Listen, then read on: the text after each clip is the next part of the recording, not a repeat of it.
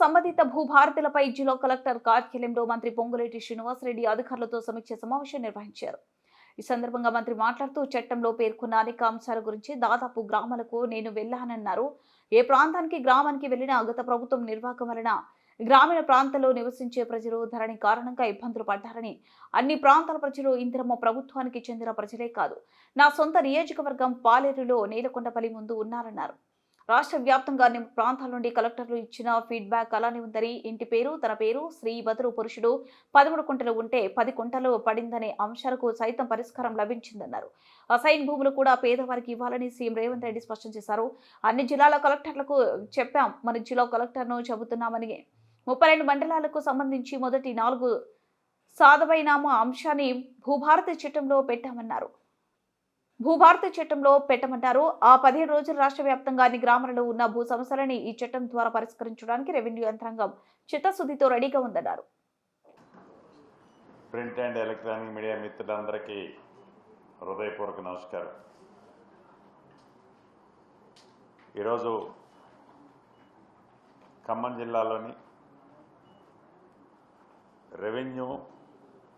Revenue related అయిన భూభారతి అంశాల మీద, అదేవిధంగా హౌసింగ్ ఇందిరమ్మ ఇళ్ల స్కీమ్కి సంబంధించి గౌరవ కలెక్టర్ గారు అధికారులతో డిస్కస్ చేయడం జరిగింది. ఏదైతే రాష్ట్ర ప్రభుత్వం 2 అంశాలు ప్రతిష్టాత్మకంగా స్టార్ట్ చేశాయో, ఒకటి ధరణిని ప్రక్షాళన చేసి ప్రజలు నచ్చే మెచ్చే భూభారతి చట్టం తీసుకొచ్చిన తర్వాత ఈ చట్టం విధి విధానాలు, చట్టంలో పేర్కొనబడిన అనేక అంశాలను గురించి రాష్ట్రంలోని 33 జిల్లాల్లో 29 జిల్లాలకి ప్రత్యక్షంగా నేను వెళ్ళాను.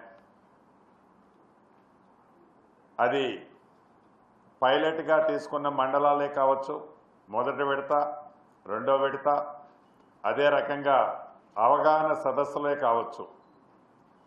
ఏ ప్రాంతానికి వెళ్ళినా, ఏ గ్రామానికి వెళ్ళినా గడిచిన దశాబ్దంలో ఆనాటి ప్రభుత్వం నిర్వాహక ఫలితంగా అన్యం పుణ్యం తెలియని గ్రామీణ ప్రాంతాలలో, సెమీ అర్బన్ ప్రాంతాల్లో నివసించే ప్రజలు ధరణి పుణ్యమా అంటూ ఎలా ఇబ్బందులు పడ్డారో, ఆ పడ్డ ఇబ్బందులకి పరిష్కార మార్గం ఈ భూభారతి 2025 చట్టం ద్వారా ఏదైతే కల్పించడం జరిగిందో, అన్ని ప్రాంతాలలోని ప్రజలు వాళ్ళు ఒక్క ఇందిరమ్మ ప్రభుత్వానికి సంబంధించిన ప్రజలే కాదు, కాంగ్రెస్ పార్టీని అభిమానించే నాయకులే కాదు,